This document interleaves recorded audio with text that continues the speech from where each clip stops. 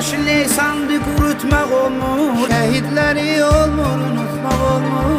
Qohumların bir vaxt öpdüyü üzdən, onu qara torpaqlar alıbdı bizdən. Tarixə qanla yazdılar adların, itirsək də biz vətən övladların. Şəkillərindən alırıq təsəlli, yeriniz cənnətdir Qurandır bəlli. Canana can qayıtmasam üzülmə, deyir bir əskər ölümündən qabaq. Özünə kəfən seçdi vətən bayrağın, ölmə gedənlər ölümündən qabaq. Canana can qayıtmasam üzülmə,